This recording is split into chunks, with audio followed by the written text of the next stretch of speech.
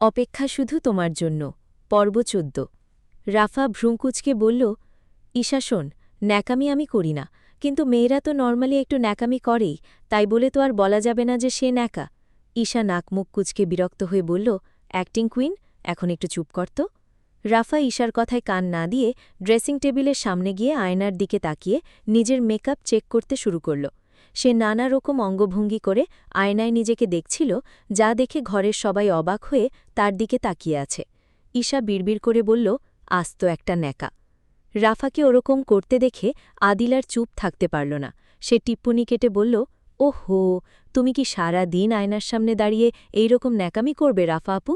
নিজের চেহারাটা কি ১০ মিনিটে বদলে গেছে নাকি? রাফা আয়না থেকে চোখ না সরিয়েই রাগী গলায় বলল, মুখ সামলে কথা বলা দিল, ন্যাকামি মানে কি? আমি জাস্ট চেক করছি আমার আইলাইনার ঠিক আছে কিনা। তুই বুঝবি না, কারণ তোর তো আর সাজগোজের কোনো সেন্স নেই। আদিল মুখ বাঁকিয়ে বলল, সেন্স দিয়ে কি হবে? তোমার এই অহেতুক ঢং দেখে আমার পেটে খিদে মরে যাচ্ছে। জাস্ট একটা লিপস্টিক দিতে ২০ মিনিট লাগে? তুমি কি কোনো প্রতিযোগিতায় যাচ্ছ নাকি? রাফা এবার ঘুরে দাঁড়িয়ে বলল, ছোট মুখে বড় কথা বলবি না একদম। ইনা আপু, দেখ তো এ কী বলছে, আমাকে অপমান করছে। ইনা সেখানে ছিল। সে পরিস্থিতি সামলাতে মুচকি হেসে বলল, আরে বাবা রাফা, তোকে অনেক সুন্দর লাগছে, মিছেমিছি ঝগড়া করিস না। ইনার প্রশংসা শুনে রাফা জয়ের হাসিতে মুখ বাঁকিয়ে হেসে বলল, দেখেছিস আদিল, ইনা আপু আমাকে সুন্দর বলেছে। তুই তো সারাদিন ওই গেম নিয়ে পড়ে থাকিস, আর ন্যাকামি তো তুই করিস যখন আম্মুর কাছে গিয়ে আদুরে গলায় চকলেট চাস। ওটা কি ন্যাকামি না? আদিল খাট থেকে উঠে দাঁড়িয়ে বলল, ওটা আদর ভালোবাসা, ন্যাকামি না। আর তুমি এখন যেটা করছো, ওটা হচ্ছে পিওর ড্রামা। ওই যে মুখটা বাঁকিয়ে হাসলে না, ওটা দেখলে মনে হয় দাঁতে মারাত্মক ব্যথা হয়েছে। কি বললি তুই? দাঁতে ব্যথা?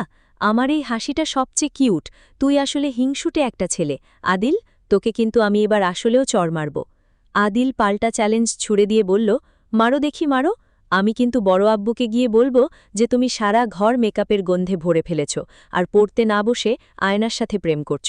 ন্যাকামির একটা লিমিট থাকা উচিত, বুঝলে ম্যাডাম? রাফা রাগে ফুসফুসে বলল, জাস্ট শাট আপ। তুই জাস্ট এখান থেকে যা আদিল, তোর সাথে কথা বলাই লস। যা, নিজের ভিডিও গেম খেল গিয়ে। আদিল শেষবারের মতো বলল, যাচ্ছি যাচ্ছি, কিন্তু মনে রেখো, তোমার এই ন্যাকামি কিন্তু জাস্ট অসহ্য।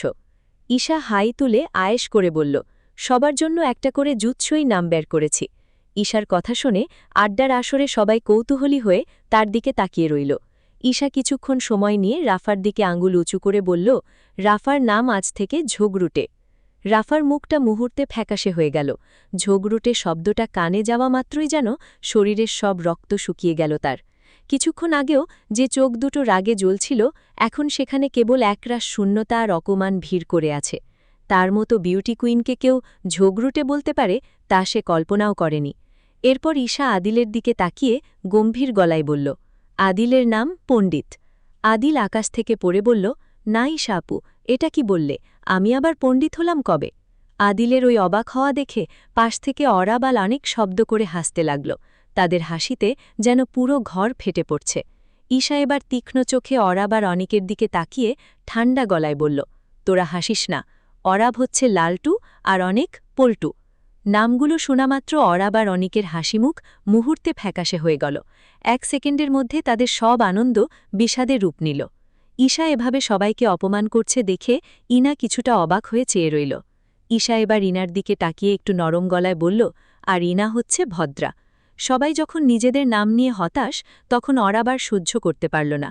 সে ঈশার দিকে তাকিয়ে পাল্টা জবাব দিয়ে বলল, শোন ঈশা, তুই সবাইকে নাম দিচ্ছিস তো, তাহলে তোরও নাম একটা থাকা দরকার। তুই হলি হাবিজাবি।